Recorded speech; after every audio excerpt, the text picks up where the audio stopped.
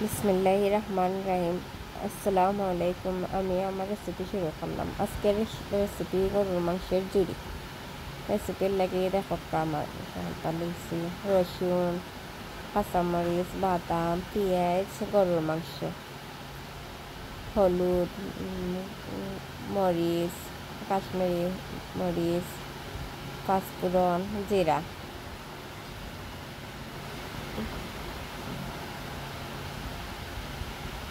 আর অন্যান্য মশলা আছে, দারচিনি, এলাচি। তারপরে গরুর মাংস এখন সিদ্ধ দিলাম। এই গরুর মাংস হাঁড়ির মাঝে দিলাম। তারপরে পানি দিলাম,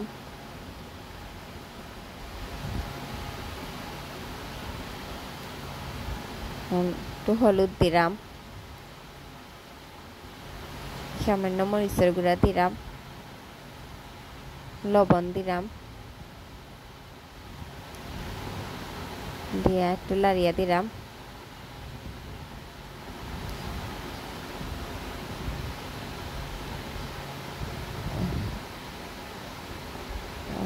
সিদ্ধ হওয়ার লাগে অপেক্ষা করব।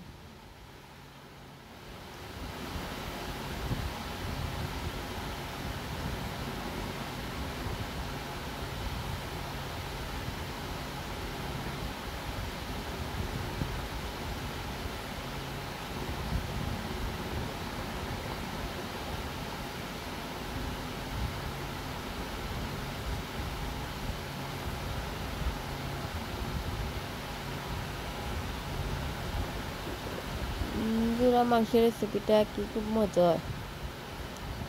এখন আমি মশলা যখন লাগে রেডি করলাম, কড়াইয়ের মাঝে পরিমাণ মতন তেল দিলাম।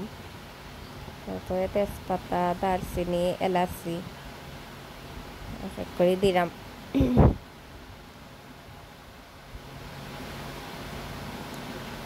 একটু লাড়িয়ে দিলাম।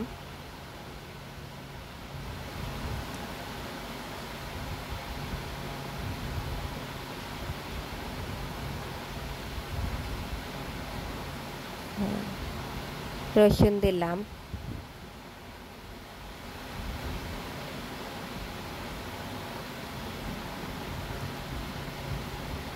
পেঁয়াজ দিলাম,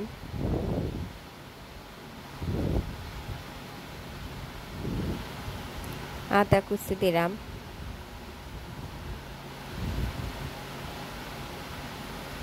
লবণ দিলাম পরিমাণ মতন,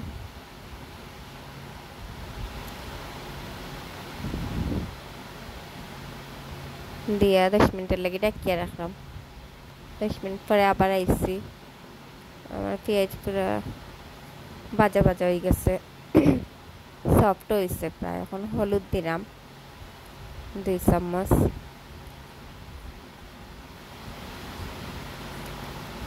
লাল মরিচের গুঁড়া দিলাম 2 চামচ, আর একটু দিচ্ছি।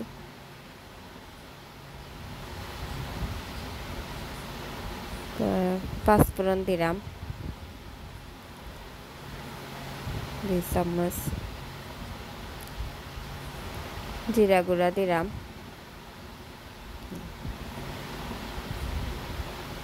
তারপরে আমার মিক্সড একটা মশলা যেটাও দিলাম।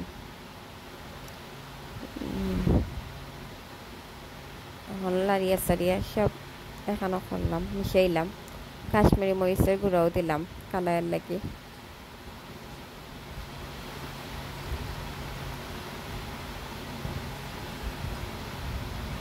সামান্য একটু পানি দিলাম, দিয়ে এখন মশলা কষাই। কষানোর পরে আমার বাদাম যে পেস্ট করে রাখছিলাম, ব্লেন্ডার করছিলাম, বাদাম দিলাম।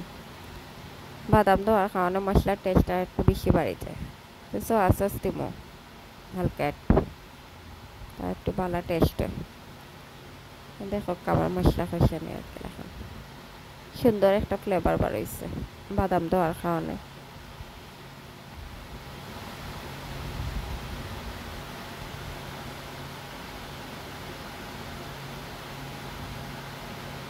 এখন আমার যে মাংস সিদ্ধ করিয়া জুড়ি করছিলাম গুণ দিলাম। এখন মশলার লাগে মিশাই লাগিয়ে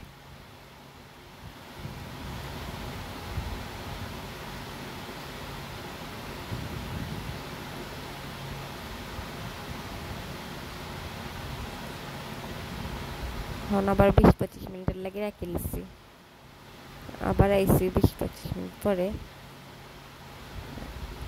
আবার একটু লাড়িয়ে দিলাম আবার আইসি 15 মিনিট পরে মশলার উপরে তেল দিয়েছি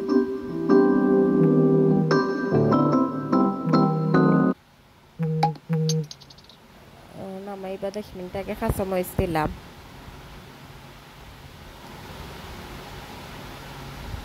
প্রায় ওই যার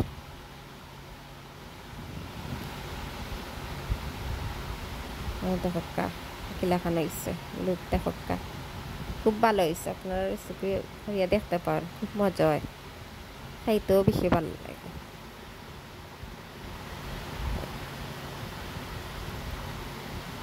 ভালো থাকা সুস্থ থাকা আসসালামু আলাইকুম